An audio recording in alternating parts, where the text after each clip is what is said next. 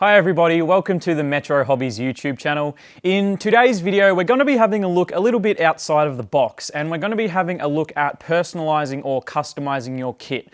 In particular car kits, but this doesn't mean you can't do it to planes, tanks, or any other vehicle that you look into building. So there's a couple of aspects that I'm going to be diving into today. The first one is obviously the paint job.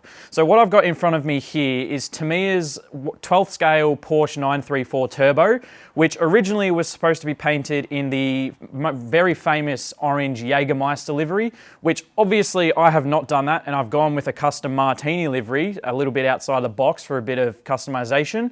And then the second aspect we're going to be having a look at is how I've incorporated Light My Bricks lighting kits within this, which is designed for Lego, but doesn't necessarily mean you can't use in other things like model kits. So you can see that the headlights and the brake lights, which I'll show you soon, are lit up. So they're the two aspects we'll be looking at. So let's go ahead and dive into it with a bit more detail. Now, if we have a look at this car in particular and what I've done to it, you can obviously see that I have given it a custom paint job. Now, the Jägermeister livery that the kit tells you to do is a really nice, very famous livery that a lot of people like to do. But when I think of classic Porsche race car, the Martini livery absolutely screams in my head, and I really wanted to do it. So I went out of the box and I decided to make my own livery and do it myself, which is a really fun extra challenge within building model cars in particular, or any kit that you build really. So obviously the first thing that you can see is the famous Martini paint job. So obviously the Jägermeister livery tells you to do it in like a really bright orange, but I went ahead and bought a nice gloss white and then the two shades of blue and the red, masked it all up and did the beautiful Martini livery. Now the Martini logo, the number, there's a shell on the front and a couple of other little details. They are not paint, but they are custom made stickers that I actually made myself, and it's quite easy to do as long as you have a computer and an app like Adobe Illustrator or Photoshop. All you simply do is get the photo off the internet, lay it out on the page the size that you want, and then I just went over to Officeworks and printed it on just plain see-through sticker paper, cut them out and stick them on the model, and it adds just little perfect details like, as I said, the Martini logo, etc. But other than that, all of the big color and the stripes is all custom paint. So as I said, it's just a fun extra challenge, and it makes the kit yours, and it's really personal and customized to exactly how you want it, which when showing other people, everyone always appreciates that when you give it a little bit of extra touch from everyone else's kit. So now that we've gone over the paint job and the stickers, the main thing that I wanted to touch on today is Light My Brick components.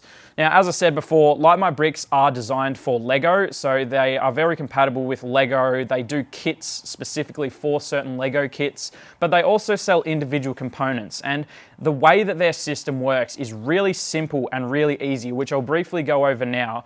My colleague KJ did a really good video on Light My Bricks, more in particular to Lego, but she goes over all of the components and how they all work in more depth. So we'll link that video below as well. But what I'll go over now is the basics of what you'll need if you're wanting to do something like this, to put it in a model. So the first thing that you'll need is a power source. Now, Light My Bricks do little battery packs, like watch batteries, AA batteries, depending how big you need. You can put a battery pack within the vehicle so that there's no wiring coming out of the vehicle.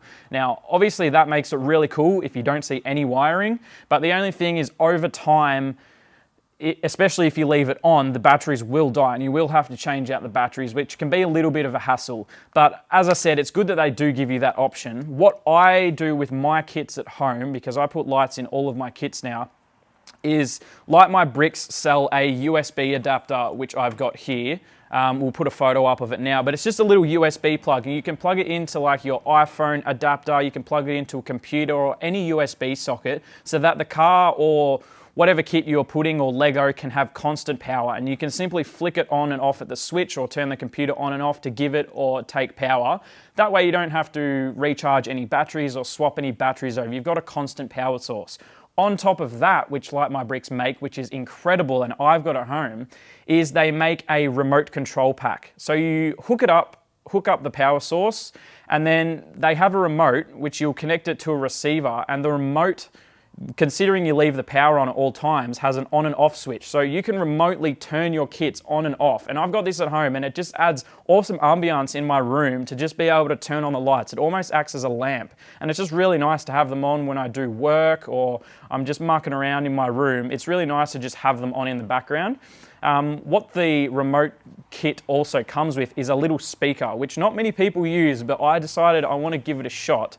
And what I did was I actually got some car sounds off internet. For instance, I've got a Ford GT sitting in my cabinet. So I got the sound of a Ford GT starting up. I downloaded it onto the chip that is in the Light My Bricks kit.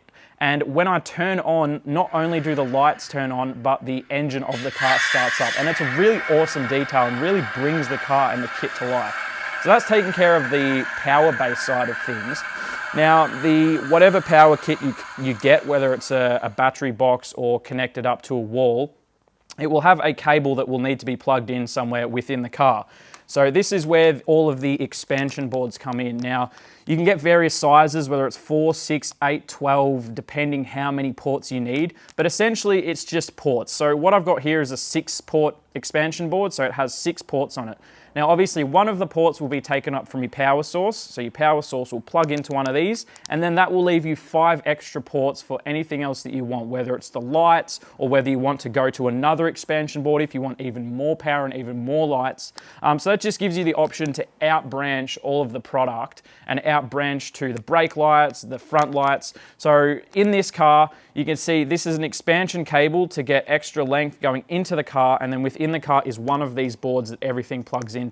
So then once your power source is going into the board, you can then get yourself some bit lights or some lights. These come in different colors. You can get ones that flash, etc. There's a whole bunch of options. The white bit lights are obviously the most common standard ones, which is what I've used here for the front headlights.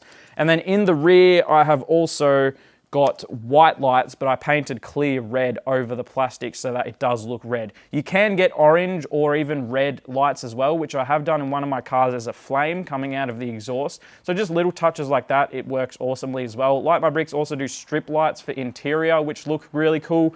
So it really adds a bit of detail and brings the kit to life, which I love. As I said, I now put these light kits in pretty much every single kit I build, and it's just a really, really simple, easy to follow system that they do. So that pretty much wraps up today's video. That's all I really wanted to go over. In the next video that I do, I'm going to be taking a look at a diorama that I've built, which is even more customization, even more personalization again in terms of weathering. So putting dirt and dust all over the vehicle, which works really well for rally cars and race cars, as well as creating a scene. So in mine, I've got the rally car sort of drifting around a corner on a cliff while doing a jump, and it's got all the lights on it. It looks really incredible. So if you want to see that video, make sure you give this video a thumbs up, and I'll be sure to make that for the next video that I do. But other than that, that's about it for me and about it for this video. So if you enjoyed the video, please give us a thumbs up. Please subscribe to the channel if you haven't already. Follow all of our social medias, and that's about it. So I'll see you in the next video. Cheers.